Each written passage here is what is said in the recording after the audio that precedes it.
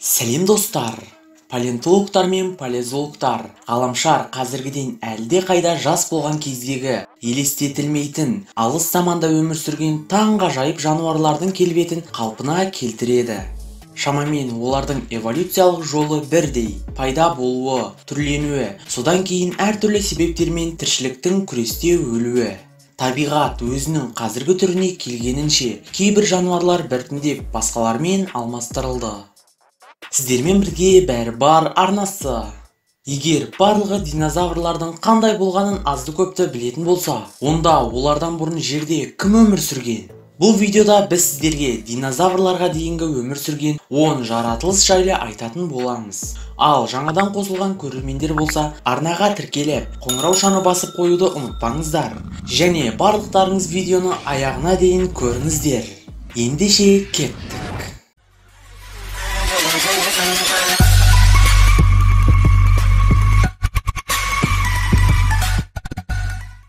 Аномалокарис. Шамамен 530 миллион жыл бұрын планетаның пайда болуы қазіргі заманнан айтарлықтай өзгеше болды. Жер әлі де тіршіліксіз кейіпте болды. Онда өсімдіктер де, жануарлар да, тіпті қарапайымдары да табылған жоқ. Бірақ мұхитта әртүрлі омыртқасыздар қазірдің өзінде үйіліп, бүкіл су айдынында мекендеді. Ал жағалаудағы аудандарда, таяз суларда өмірдің күрделі түрі үшін тамаша жағдайлар жасалған. Олар ұзындығы 1 метр болатын үлкен аш-шаяндар болды, және олар жердің алғашқы жыртқышы атағын алды. Аномалокариске аң аулауда қырағы және бұрғылауға қабілетті өткір көздері көмектесті. Табанды аяқ-қолдар мен өткір тістер де олжамен күресуге сеп болды. Олардың планетада 15 миллион жылға созылған салтанатты шеруін не тоқтатқаны әлі белгісіз.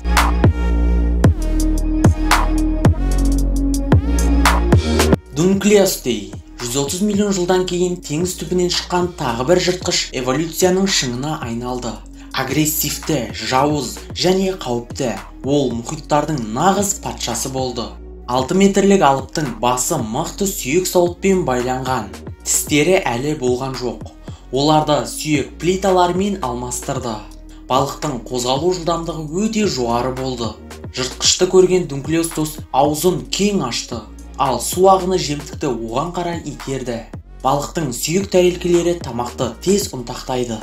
Дунклеостостың бейне көрінісі танымал телехикаяларда және компьютерлік ойындарда көрініс тапты. Геликоприон.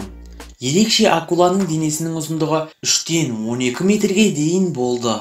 Акулаға ұқсайды, бірақ акула болған жоқ. Табиғат жаңа нәрсені байқап көруге бел буды. Жыртқышқа бәрінен бұрын арыға ұқсайтын иекті сыйлады. Тіс спиралі 3 айналымға дейін бұрала алады. Тістерінің саны болса 190-ға жетті. Эдафазавр. Сол кезеңдегі құрлықта әртүрлі тіршілік иелері, жыртқыштар мен шөпқоректілер жүрді. Динозаврлардың жасы 70 миллионнан асқан. Эдафазаврлар шөпқоректілер. Сыртқы түрі бойынша кесірткелерді біршама еске түсіреді. Бірақ олар эволюцияның басқа тармағы болған. Олар жыртқыш емес еді. Басы денесімен салыстырғанда басы өте кішкентай болды. Ал тістер таңдайдан бастап бірнеше қатарға өсті. Бұл 3 метрлік алыптардың басты ерекшелігі үлкен желкен. Бұл кейінірек пайда болған жануарлар сияқты қорқытуға қызмет етпеді. Оның көмегімен ең жақсы терморегуляция қамтамасыз етілді. Желкенді жаю арқылы жануарлар күн сәулесінен тез жылыды. Диметродондар. Ең қауіпті жыртқыш. Геликоприон мен эдафазаврдың тағы бір замандасы.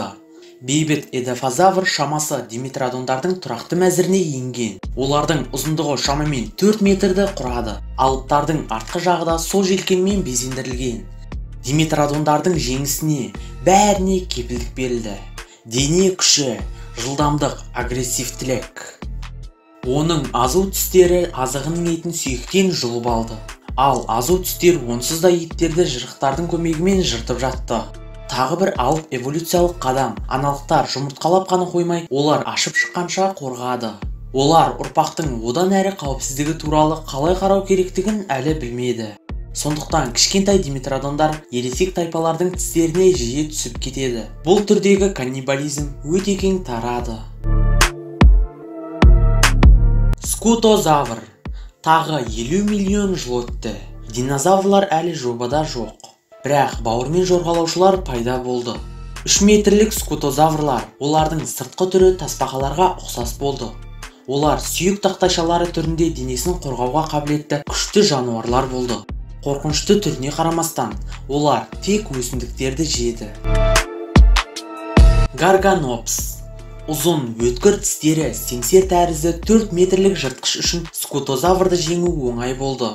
Мидың кішкентай өлшемімен және күңгірт болуымен бұл жануарлардың денесі күшті және қимыл қозғалысты өте жақсы үйлестіретін. Ұзын, созылған мықты аяқтар қысқа қашықтықта тез жетуге, құрбандарға шабуыл жасауға және оларды қынап тістерімен жарақаттауға мүмкіндік берді. Гарганопс жер бетінде шамамен 50 миллион жыл үстемдік етті. Танистрофий. Скутозаврлар мен гарганоптардан 2 миллион жыл өткен соң, планетада 5 метрлік рептилиялар пайда болды. Олар су айдындарының жағасында өмір сүрді. Ол күндері құрлықта ерекше ештеңе болмағандықтан, өзендер мен теңіздерде былай тұрсын, балықтар, шаяндар, жәндіктер мұның бәрі қармаққа ұқсайтын жануарларға қорек болды. 3,5 метрге дейін жететін ұзын мойын, кішкентай басымен аяқталды. Дененің қалған бөлігі шамамен 1 метрді құрады. Оның денесі мен салмағы ауыр болды. Десматозух.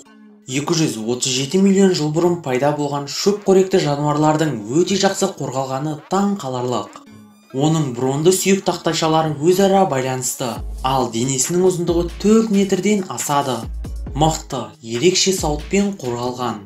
Сондықтан десматозухқа жылдамдықтың ешқандай керегі де жоқ. Кез келген жағдайда олар ештеңеден сескенбей, жайбарақат жүреді. Плацериас. Ол қазірдің өзінде динозаврларды тапты. Пішіні жоқ дене, үлкен бас және азу тістер қысқа тістерге ұқсайтын. Плацериялар жыртқыш емес болғандықтан, бұл тістер өсімдік тағамдарын алуға көмектесті. Кейде шабуылдардан өзін-өзі қорғау үшін плацериастар тістерді қолданған. Бірақ олар мұндай қарумен жалғыз өзі жыртқыштарға қарсы тұра алмады. Пастозух. Сол дәуірдің негізгі жыртқышы, өте ұзын аяқтары бар. Ұзындығы 6 метрге дейін болды. Бәрі тым пропорционалды емес еді. Ұзын құйрық, тым массивті мойын, қысқа басымен тәшкейген. Пастозух әрқашан кез келген жануарға шабуыл жасауға дайын болды. Көлеміне қарап оған тамақ үнемі қажет болды. Ал плацериастар пастозухқа бірігіп шабуыл жасай алды. Ал осы тіршілік иелерінен соң, одан әрі ұзақ уақыттар бойы динозаврлар жер бетінде үстемдік етті. Осымен бейнеміздің соңына келдік. Видеоға лайк басып, өз пікірлеріңіз бен ойларыңызды пікір алаңға, яғни комментарийге жазып қалдыруды ұмытпаңыздар. Және видеоны WhatsApp немесе басқандай да желілерге таратып қойыңыздар. Келесі кездескенше, YouTube-тың қызығын бөліскенше достар.